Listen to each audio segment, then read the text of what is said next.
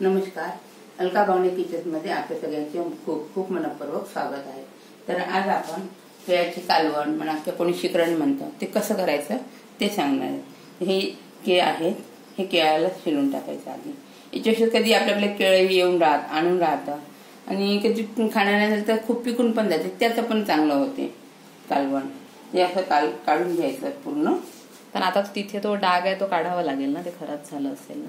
नाही, खराब नाही, ओला आहे की त्याला काही होत नाही। तर हे असं कापून घ्यायचं, जवळजवळ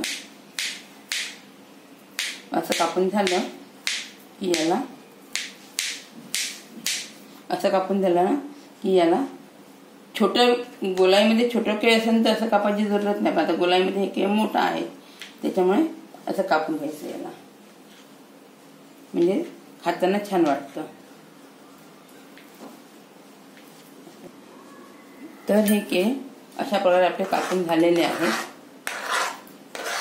यामध्ये थोडं आता दूध टाकून घ्यायचं, बघा यामध्ये असं दूध टाकून घ्यायचं, थंड दूध, गरम दूध नाही, थंड दूध टाकून घ्यायचं। पाहिजे तेवढं टाकायचं, असं जरूर नाही की इतकं मोठं टाकलं पाहिजे।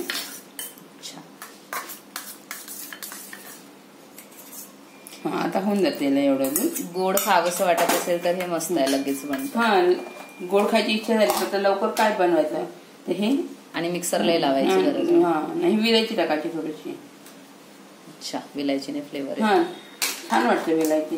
आणि यात थोडी साखर टाक, केळ गोडच असतं पण थोडी साखर टाकायची, कारण दूध आपलं फिकं असतं ना म्हणून। हा, होऊन जातं एवढं। मग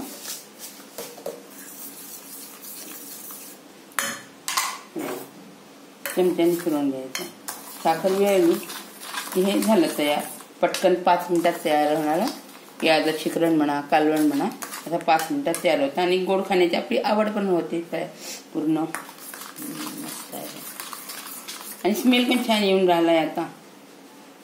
तशा प्रकारे आपलं कालवण तयार झालेलं आहे केळ्याचं, बघा। तर कालवण रेडी आहे। अशाच प्रकारे तुम्ही खात राहा, आनंदी राहा आणि माझ्या चॅनलला लाईक करा। नमस्कार, धन्यवाद।